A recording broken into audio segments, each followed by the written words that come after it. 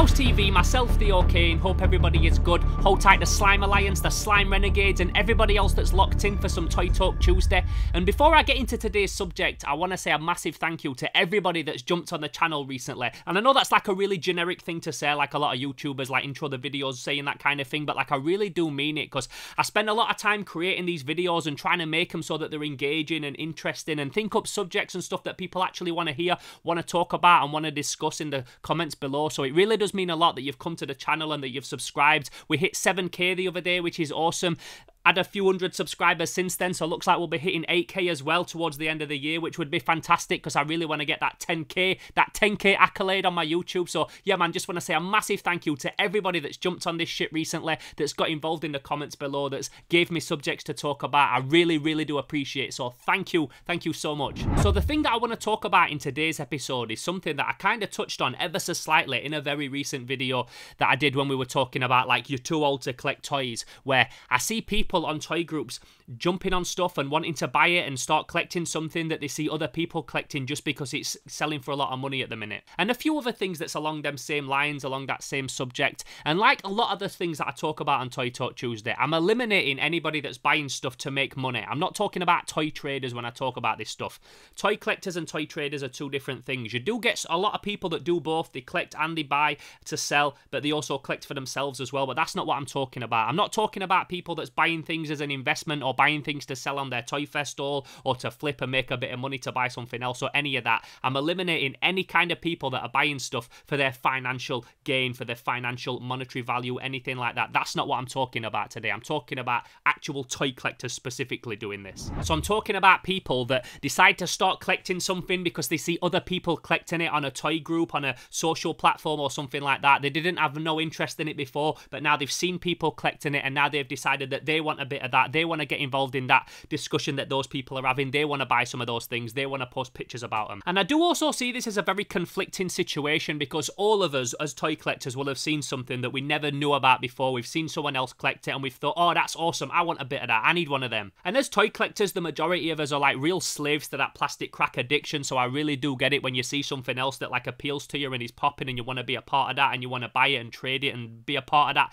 community and a part of that discussion. Like, I really do get it. But like most things within these Toy Talk Tuesday episodes that we talk about, it can also have a negative effect on yourself and on the community. So if you're in like a toy group on Facebook or something like that, or any kind of like social platform where a lot of toy collectors are all talking about something and all discussing it and swapping and trading and have like that real community vibe about it, I'm a part of lots of them on Facebook and stuff, so I'm talking like directly from my experience. But if you're part of any of those groups, it's quite often that you've seen a toy line that didn't get that much hype like 6 months ago, a year ago, or over the last 20 years that it's been a thing, all of a sudden just like have an influx in popularity and all of a sudden people want to start collecting it and talking about it and then other people jump on that. Let's say, for example, I'm going to give you an example here. We've got one guy in a group and he puts up a post and he says, I went back to my parents' house the other day, I went in my loft and I found a shoebox full of my old Adventure People figures. And he puts up some pictures of his Adventure People collection that he had as a kid. And then someone else jumps on that and says, oh, I love Adventure People, I've been trying to collect these, or I do collect them, you've got some that I need, do you want to sell any of them? And the guy says, no, do you know what, I forgot all about them, but they were mine that I had as a kid, so I'm going to keep them, I've got nostalgic attachment to them, I want them, but if I'm ever going to sell them, whatever, like I'll let you know. So that's whatever, that's two people talking about how cool these Adventure People are.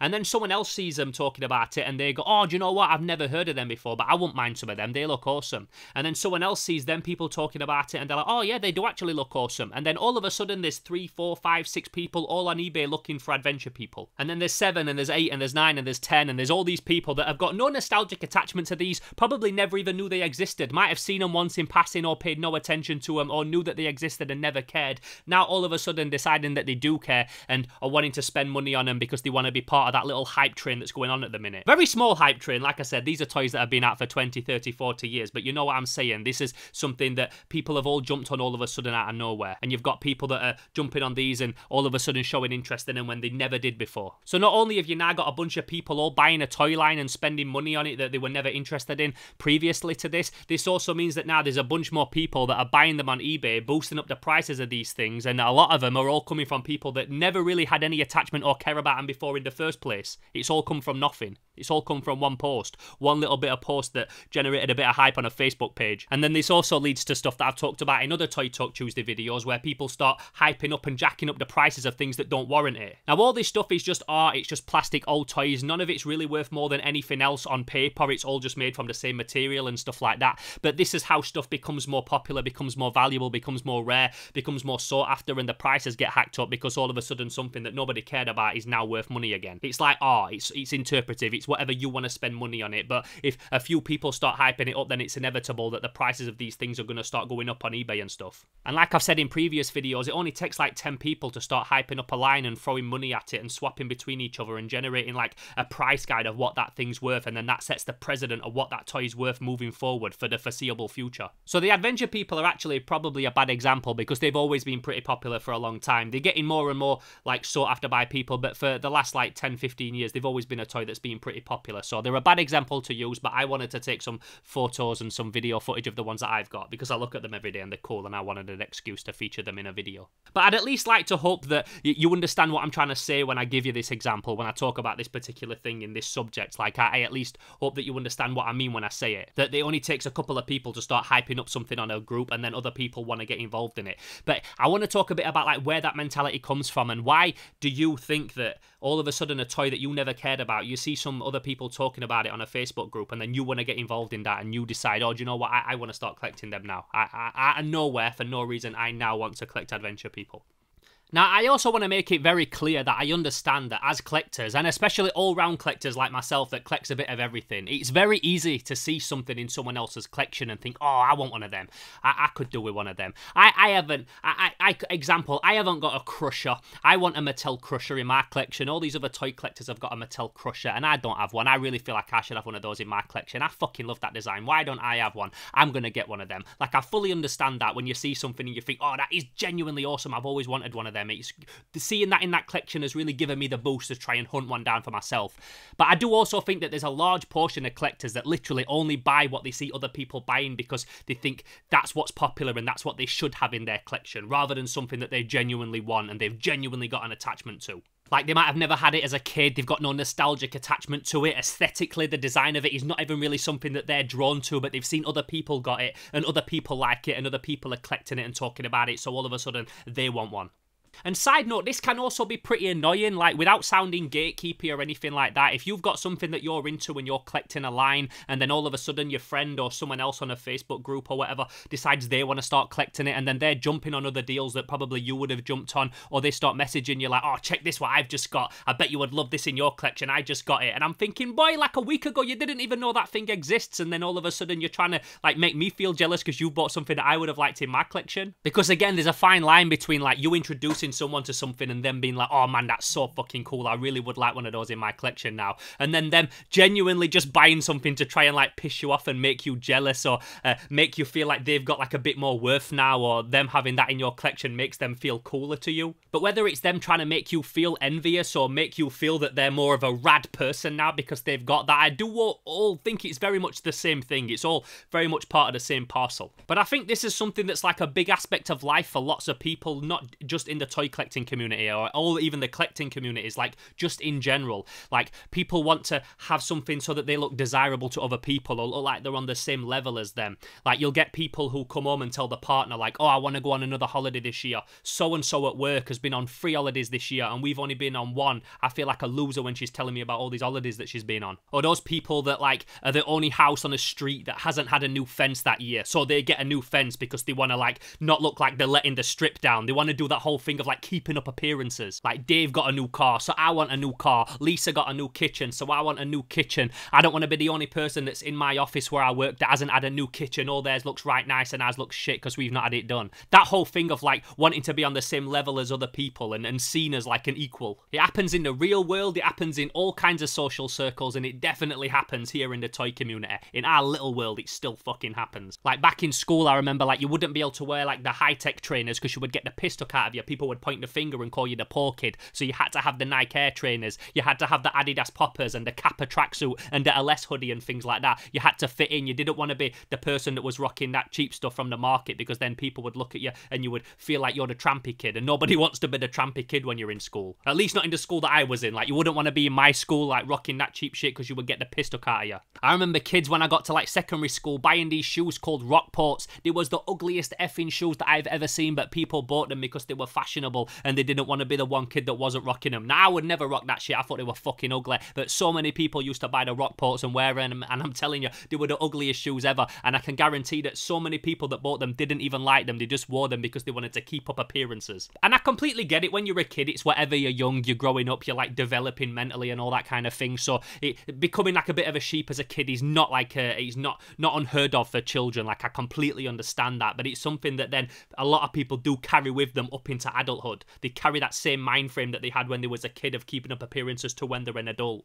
Like that whole expectations thing that we talked about in that previous episode, like dressing a certain way to appease other people. That whole white picket fence, like putting up that front kind of thing. Like, I want my family to be having the same thing as the other families. I'm gonna have cosmetic surgery because I want to look like all the other people on Instagram, because that's just what you have now. I'm gonna wear a certain type of clothes even though I don't really like it, but that's just what you wear because that's fashion. Having the same tattoos as everyone else, in the same places as everyone else. And I fully see it's something that, even though it's like a complete opposite end of the spectrum, it's still the same thing right here, right now in the toy community. And maybe you think I'm taking this to like the extremes and I'm completely off, and in some ways I'm probably took it like way further than it needs to go, but it's still to me like the same essence of what I'm trying to talk about. People that like do things because they see other people doing it, they see other people interested in something, so they decide that they want to be interested in it to become a part of that.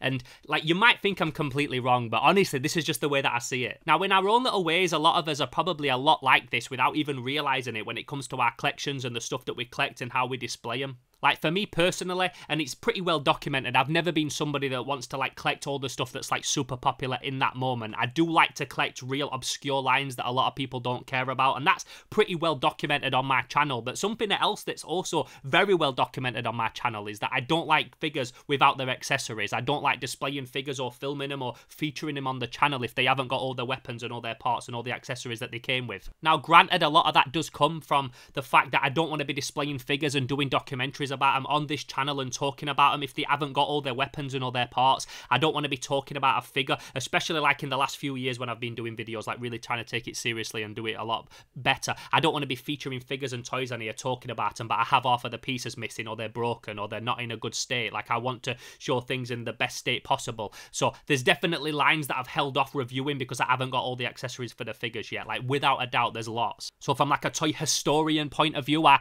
definitely don't want to be featuring figures if they haven't got all the parts, and I like to collect them with all their accessories. I feel like a figure isn't complete, isn't in its entirety until you've got all the accessories, everything that was sculpted to go with it, that fits in its hand, that fits on its head, that fits on its back, the whole thing, the way that it was sold, the way that it was created and designed in its entirety. I definitely think that's very important for me personally and for me to feature on the channel. But as well as like me thinking it's very important for me to have them complete on this channel, and when I'm talking about them, show them with everything that they came with, there is also a part of me that, like, in a snobby way, doesn't want my toys featured if they haven't got all the pieces. And obviously part of me feels that if I were talking about a figure and trying to review it and talk about its weapons and stuff, and if I didn't have them, people's gonna look at me like, who's this fucking loser talking about toys like he's some expert and he doesn't even have the figure in front of him. Like, he's got a busted up figure with half of its pieces missing and he's trying to tell me about it. Like, who the fuck is this guy? And then also part of me would think that, like, if you looked in my collection and I had half of the figures with half of the pieces missing, you might look at me and be like, oh, this guy's some rookie toy collector. He talks about like he's got all this stuff and that he knows about toys, and then I've seen his collection and half of the fucking pieces are missing. He's some rookie out here.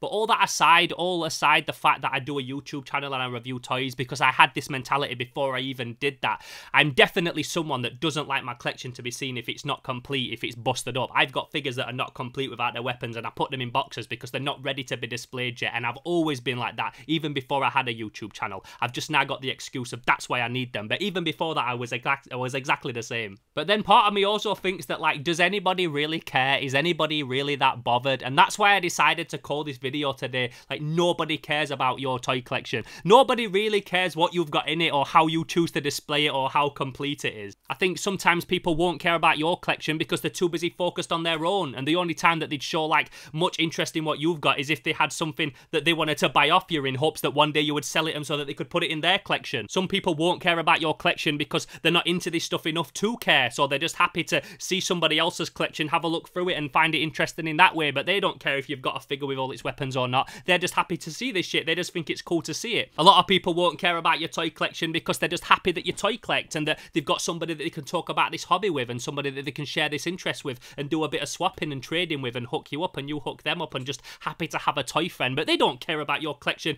They don't care if you've got your figures complete. They're just happy that you've got one. When I go and visit my friends' collections, I'm just buzzing out. I just think they're awesome to see. I don't care if every one of his Thundercats doesn't have his weapons. It's cool if they have, but I don't mind if they haven't. It's just cool to see. So when I personally say, like, I don't care about this guy's toy collection, it's not because I don't care that he's got a toy collection. I don't mind if he's got every single piece in its entirety. That's fucking awesome to see. I don't care if he's got 10 figures on a shelf because I'm just happy that somebody's keeping this fucking toy collecting shit alive and that they understand my brain a little bit because I spent so many years not knowing anybody else that collected toys or cared about them. So yeah, I don't care. I'm just happy that you're fucking doing it anyway. And it's also important for me to remember that, like, nobody cares if they look at my collection and I haven't got every single weapon. Nobody's gonna look at my scumbug and go, oh, what a loser, he doesn't even have the pipes. His Torque from fucking Powerlords doesn't even have the trident. Look at his Garloo, its loincloth is all ripped. Fucking sideman. Like, who really cares? I think it's very important for us to remember that. And the only person that, like, obsesses over our own collections and what we're collecting and what we're into right now is us. Like, we're the ones that stand and look at our toy collections for hours, tinkering around and moving like this figure to that shelf and standing back and looking at it and taking a picture and seeing if it all looks unified and stuff. We're the only people that care about that. No one else does. And it's important not to get too wrapped up in that, even though we always will because we're toy collectors. And like I said, this is such a conflicting situation because I completely see it from both sides and I've got like parts of my brain invested in both sides of it. But it's always important not to buy stuff just because we see other people hyping it up and feeling like we need to be a part of that because if not, then we're not cool. Like, that's something that we just need to completely get out of our heads as toy collectors, and also not get too wrapped up in like what other people are collecting and just be focusing on what makes us happy and what speaks to us and what we want in our own collections, not what we think should be in there to please other people. And also, as much as I am like a toy snob when it comes to accessories, like I'm so through and through wanting to have all the accessories, there is also exceptions and I'm completely fine with that. Recently I bought the Tiger Claw Ninja, like the unofficial villain to the Commando 16-inch action figure that I've reviewed on this channel before. Recently I got the Ninja that goes with it and he had all his parts. He's got his belt, his clothes, his mask, his claw, but he didn't have a sword. So I found him a sword out of one of the many boxes of accessories that I've got and put it in his hand, and it looks awesome and it looks perfect and it's a great placeholder, and maybe one day I'll get the correct sword, and if not, who cares? It looks awesome on the shelf and nobody's batting an eyelid at it. Like, unless I was trying to put it on eBay and sell it as an official sword that came with it and that's the actual thing that it's supposed to have, because that would be dishonest and a piece of shit scumbag move. But whenever it's on my toy shelf in my collection, I can give him whatever fucking sword I want and nobody cares. Who's bothered? It's my fucking Ninja on my shelf. Like, no one gives a fuck, Theo. Telling myself that. On the most recent Action Man episode I did, when I revamped all the action team and I restored them and brought them all back to looking display worthy, I didn't have proper boots for my Bullet Man, so I used some 12-inch Superman Mego boots from the similar era, same era, looked the part, but they're not the proper boots that you should have, but they're a fine placeholder, and I've showed them on this channel and I didn't care because it just is what it is. So as much as I'm like a through and through obsessive when it comes to weapons on my figures, sometimes I'm really not. It kind of depends what toy line it is, I suppose. But again, something that I'm very conflicted on, and this is why I like to ask your opinions in the comments below on all these videos, because I don't have the answers to any of this shit. I only know what I know and what my opinion is, so I'm always open, so open to hear yours. So I think, like a lot of these different subjects that we talk about here on Toy Talk Tuesday, it's always important to remember like why we toy collect, why we do this, collect what makes us happy, not get too wrapped up in anything else, and just collect what we like, and just appreciate the fact that there's a bunch of people out there that all appreciate toys the same that we do and think about them the same that we do, and we've got kindred spirits all over the world that we can all interact with and just enjoy this shit in our own way. And it's just another reason why I love having this community here on YouTube and having the ability to like talk about this stuff and interact with you guys in the comments after and hearing your opinions on it, your thoughts. Like, if I'm wrong, let me know if you think that I'm wrong, if you completely disagree with me. Let me know if you do agree with me. Let me know if there's something that you want to add to it. You've got an extension of what I'm talking about. Maybe we could talk about that in the another episode, but I always do love to hear about what your thoughts are on this discussion topic in the comments below. So please don't forget to write something. Let me know. What do you think? Do you think I'm wrong? Do you think I'm right? Let's talk toys on a Tuesday.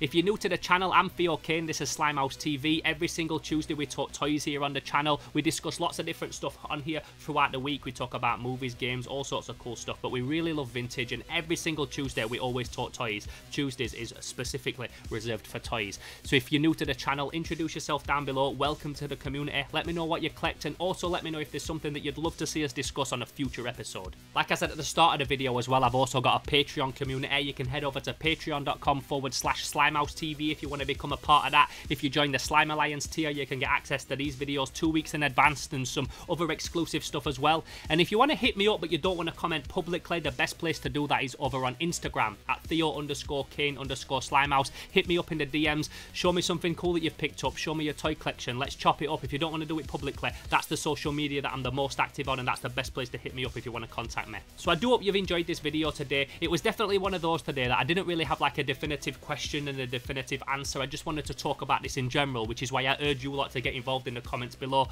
and let me know your thoughts on today's subject. But thank you so much for tuning in. Like I said, thank you so much for helping me get to 7K. 10K next, let's do this. Thank you for all the support. I'm Theo Kane, this is Slimehouse TV, and I will catch you in the next video. Until then, I'm gone.